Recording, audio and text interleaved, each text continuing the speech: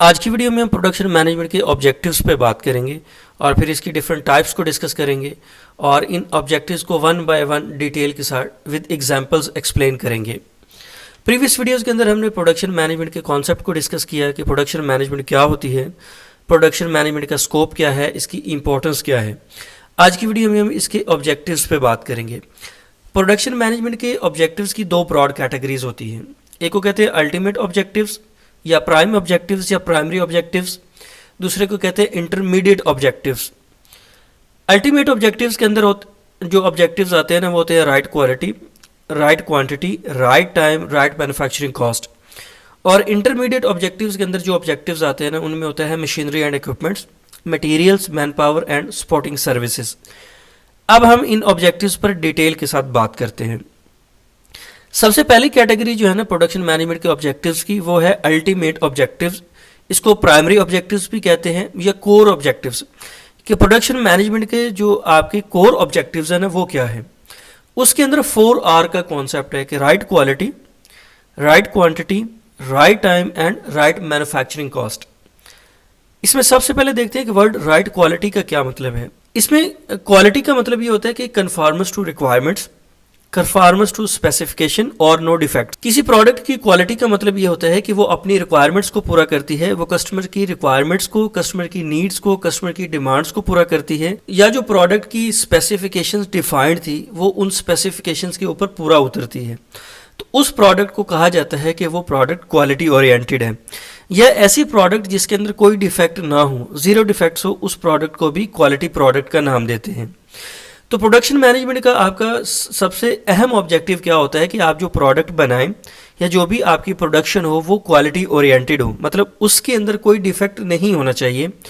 उस प्रोडक्ट को कस्टमर की रिक्वायरमेंट्स को मीट करना चाहिए, कस्टमर की जो नीड्स हैं, डिमांड्स हैं, उसको पूरा करना चाहिए। प्लस क्वालिटी का ये मतलब होता है कि अगर आपकी प्रोडक्ट क्वालिटी ओरिएंटेड है ना, तो इससे आपकी प्रोडक्ट की सेल्स ज़्यादा होंगी, कस्टमर सेटिस्फैक्शन हासिल होगी, लेस वेस्टेज होगा। क्योंकि अगर आप क्वालिटी ओरिएंटेड प्रोडक्ट बनाएंगे ना, तो आपको रीवर्क नहीं करना पड़ेगा। तो अगर आपको रीवर्क नहीं करना पड़ रहा, तो इसका मतलब है कि आपका स्क्रैप भी कम से कम होगा, वेस्टेज भी कम से कम होगा और वारंटी क्लेम्स भी कम से कम होंगे। तो वारंटी क्लेम के ऊपर भी कंपनी की या ऑर्गेनाइजेशन की कॉस्ट आती है। तो क्वालिटी से आपको क्या हासिल होता है, आपको ज़्यादा सेल्स मिलती है, कस्टमर सेटिस्फैक्शन मिलती है, वेस्टेज कम से कम होता है, स्क्रैप कम से कम होता है और वारंटी क्लेम्स कम से कम होते हैं। जो सेकंड ऑब्जेक्टिव है ना प्राइमरी ऑब्जेक्टिव्स के अंदर, वो है राइट क्वांटिटी। अब राइट क्वांटिटी का क्या मतलब है कि आपकी जो प्रोडक्शन है ना, उसकी क्वांटिटी राइट होनी चाहिए, एक सफिशिएंट क्वांटिटी में आपकी प्रोडक्शन होनी चाहिए। मतलब यह है कि आपको बैलेंस करना है ओवर प्रोडक्शन में भी और अंडर प्रोडक्शन में भी, कि आप ओवर प्रोडक्शन भी ना हो और अंडर प्रोडक्शन भी ना हो। ओवर प्रोडक्शन का क्या लॉस होगा कि आपके पास बहुत ज़्यादा इन्वेंट्री स्टॉक में पड़ी रहेगी, क्योंकि कस्टमर की डिमांड्स कम हैं और आपकी प्रोडक्शन ज़्यादा है। तो इसमें आपको इन्वेंट्री हैंडलिंग कॉस्ट बढ़ जाएगी, इन्वेंट्री कैरिंग कॉस्ट बढ़ जाएगी।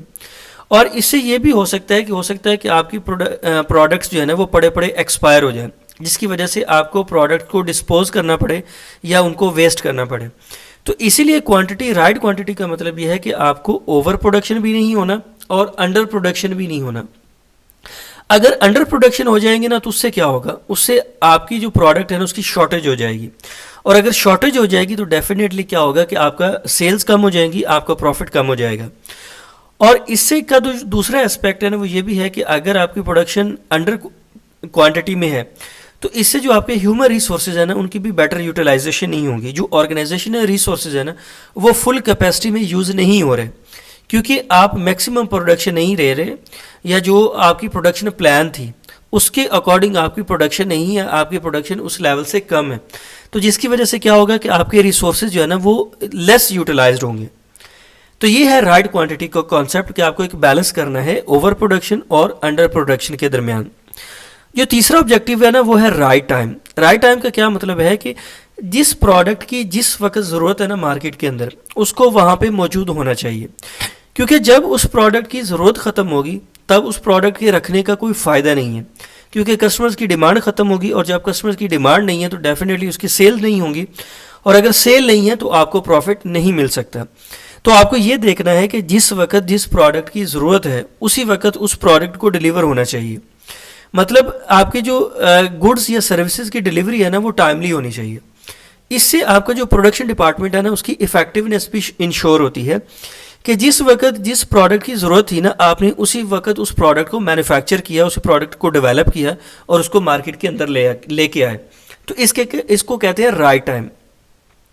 जो फोर्थ एस्पेक्ट है ना अल्टीमेट ऑब्जेक्टिव्स का, वो है right manufacturing cost. Right manufacturing cost का मतलब ये है कि आप जो प्रोडक्ट बनाए ना उसकी जो मैन्युफैक्चरिंग कॉस्ट है ना वो ऑप्टिमम लेवल पे होनी चाहिए या प्री एस्टैब्लिश्ड कॉस्ट पे होनी चाहिए। मतलब ये होता है कि आप प्रोडक्ट बनाने से पहले उसकी एक मैन्युफैक्चरिंग कॉस्ट को डिफाइन करते हैं कि ये जो प्रोडक्ट बनेगी ना इसके ऊपर प्रोडक्शन कॉस्ट इतनी आनी चाहिए। तो एग्जैक्टली प्रोडक्शन कॉस्ट उतनी होनी चाहिए या उससे कम होनी चाहिए, प्रोडक्शन कॉस्ट उससे ज़्यादा नहीं होनी चाहिए।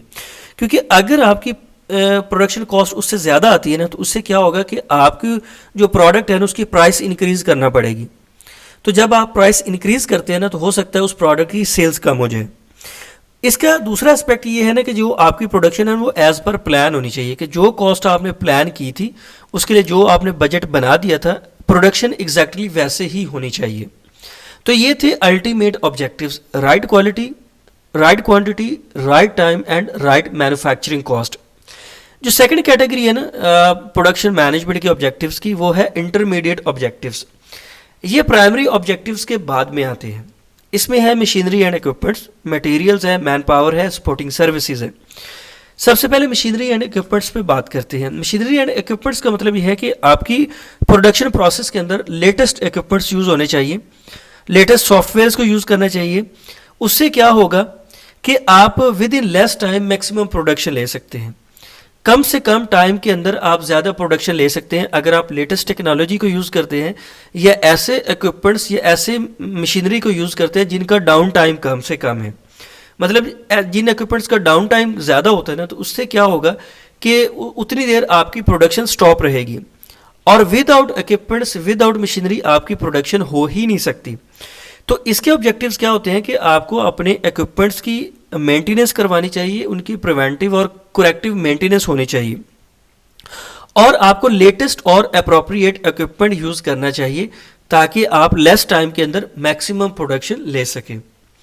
जो नेक्स्ट एस्पेक्ट है ना वो है मटेरियल्स। मटेरियल्स का मतलब ये है कि प्रोडक्शन प्रोसेस के अंदर जो कोर कंपोनेंट होता है ना वो आपका मटेरियल होता है, क्योंकि मटेरियल के ऊपर ही कुछ प्रोसेस होता है तो प्रोडक्ट्स बनती हैं। तो रॉ मटेरियल आपके पास सफिशिएंट क्वांटिटी में होना चाहिए। इसके अलावा जो भी मटेरियल्स प्रोडक्शन प्रोसेस के अंदर यूज़ होते हैं ना उनकी एक सफिशिएंट क्वांटिटी आपके पास होनी चाहिए, क्योंकि सफिशिएंट क्वांटिटी का मतलब ये है कि आपको इन्वेंट्री कंट्रोल भी करनी है कि अगर आप बहुत ज़्यादा इन्वेंट्री रख लेंगे ना तो उससे कैरिंग कॉस्ट बढ़ेगी और मटेरियल हैंडलिंग कॉस्ट बढ़ जाएगी। लेकिन अगर आपके पास कम क्वांटिटी में रॉ मटेरियल पड़ा हुआ है ना तो उससे आपकी शॉर्टेज कॉस्ट बढ़ जाएगी। तो आपको एक बैलेंस करना है कि आपकी हैंडलिंग या कैरिंग कॉस्ट भी ना बढ़े और शॉर्टेज कॉस्ट भी ना बढ़े। तो आपके पास राइट क्वांटिटी में या सफिशिएंट क्वांटिटी में रॉ मटेरियल्स या जो भी मटेरियल्स प्रोडक्शन प्रोसेस के अंदर यूज़ होते हैं वो मौजूद होने चाहिए। नेक्स्ट इसका एस्पेक्ट है मैन पावर। मैन पावर का मतलब ये है कि आपके जो भी ह्यूमन रिसोर्सेज यूज़ होते हैं ना प्रोडक्शन प्रोसेस के अंदर वो स्किल्ड होने चाहिए, वो टैलेंटेड होने चाहिए, उनकी ट्रेनिंग होनी चाहिए और आपको इस चीज़ को इंश्योर करना चाहिए कि जो ह्यूमन रिसोर्सेज है ना उनकी इफेक्टिव यूटिलाइजेशन हो, कि जो भी एम्प्लॉय जिस मकसद के लिए ऑर्गेनाइजेशन के अंदर आया है, जो भी उसकी स्किल है, जो उसका टैलेंट है, उसके अकॉर्डिंग ही उसको काम दिया जाना चाहिए। जो लास्ट ऑब्जेक्टिव है ना इंटरमीडिएट ऑब्जेक्टिव्स के अंदर वो है सपोर्टिंग सर्विसेज। सपोर्टिंग सर्विसेज का मतलब ये है कि आपके प्रोडक्शन प्रोसेस को सपोर्ट करने के लिए कुछ एडिशनल सर्विसेज की भी ज़रूरत पड़ती है, जिसके अंदर आपकी प्लानिंग है, लॉजिस्टिक्स है या मटेरियल हैंडलिंग है। इनको भी प्रॉपर होना चाहिए, तब ही आप अपने प्रोडक्शन के ऑब्जेक्टिव्स को अचीव कर सकते हैं। तो प्रोडक्शन मैनेजमेंट के दो ब्रॉड ऑब्जेक्टिव्स हैं, जिसमें सबसे पहला आता है अल्टीमेट ऑब्जेक्टिव्स, फिर आते हैं intermediate objectives. I hope you understand my point. Thank you very much.